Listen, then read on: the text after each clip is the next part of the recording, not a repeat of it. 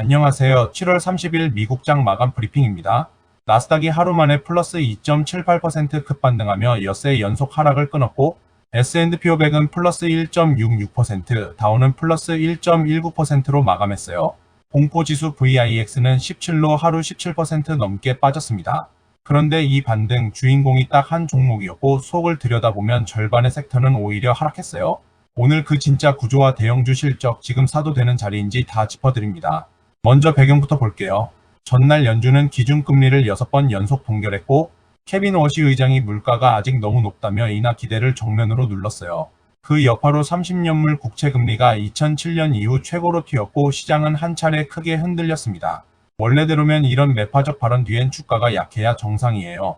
그런데 다음날 분위기를 통째로 뒤집은 건 대형 기술주 실적이었어요. 클라우드 대장주가 사상 최고의 하루를 만들자 AI 인프라 전반으로 매수가 번졌습니다.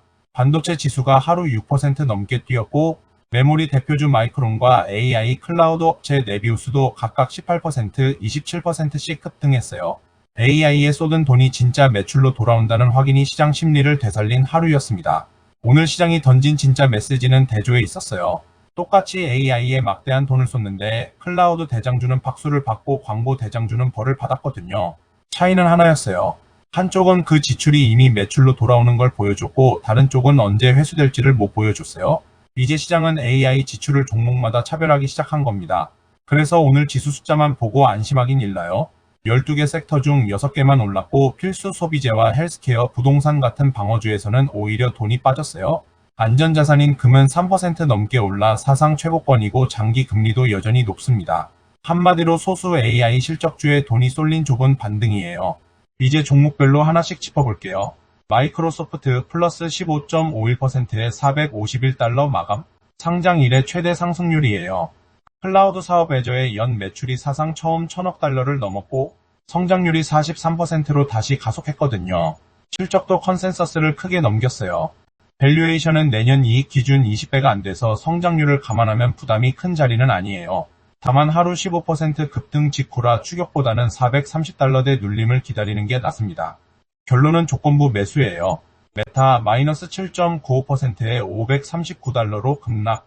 실적 매출은 괜찮았는데 내년 AI 투자를 1300억 달러 넘게 더 키운다고 밝히면서 실망 매물이 쏟아졌어요. 특히 잉여연금 흐름이 1년 전보다 90% 넘게 줄어든 게 아팠습니다. 다만 주가는 52주 최저가의 바짝부터 낙폭 과대 구간이에요. 내년 이익 기준 15배가 안 되는 대형주 중 가장 싼 성장주 자리이기도 하고요. 520달러 부근부터 분할로 접근하되 지출 회수 시점이 명확해지기 전엔 비중을 크게 싣지 않는 게 좋아요. 결론은 신중한 조건부 매수입니다. 아마존 플러스 3.90%에 235달러 마감. 클라우드 사업 AWS 성장률이 37%로 2021년 이후 최고를 찍으며 컨센서스를 크게 넘겼어요. 실적 발표 뒤 시간 외에서 10% 넘게 더 뛰었는데 이건 다음날 정규장에 반영될 몫이에요. 클라우드 대장주에 이어 재가속을 두 번째로 확인해줬다는 게 핵심입니다.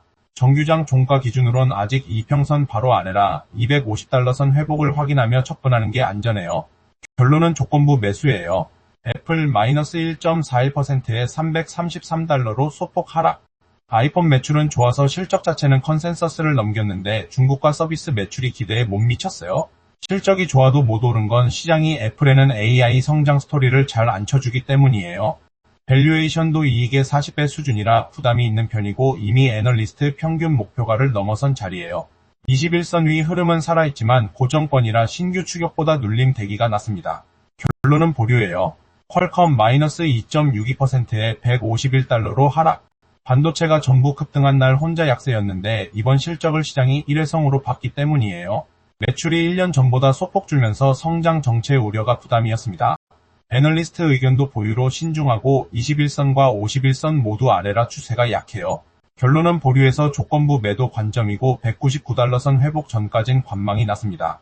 코인베이스 플러스 2.18%에 163달러 마감.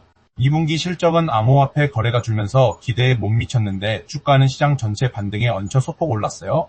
매출이 1년 전보다 30% 넘게 줄어든 게 핵심 부담이에요. 실적이 나빴는데 오른 상승이라 펀더멘탈 개선으로 오해하면 안 됩니다.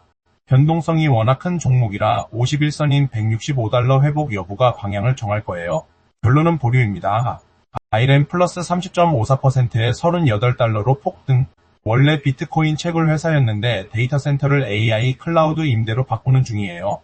앞서 발표한 28억 달러 규모 AI 계약과 AI 인프라 전반 반등에 힘입어 한 달간 빠졌던 낙폭을 하루에 되돌렸어요.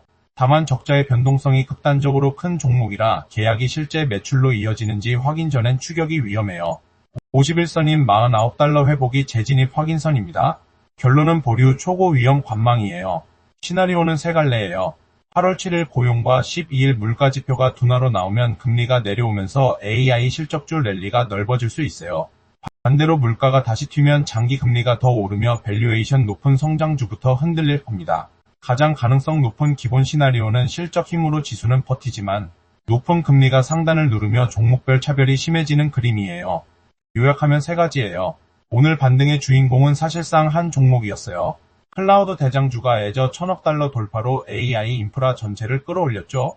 반대로 광고 대장주는 똑같이 AI에 투자하고도 회수 시점을 못 밝혀 벌을 받았고, 이건 시장이 AI 지출을 차별하기 시작했다는 신호예요. 마지막으로 이 반등은 방어주가 빠진 좁은 반등이라 8월 초 고용과 물가 지표를 확인하기 전까진 전면 안심하긴 이릅니다.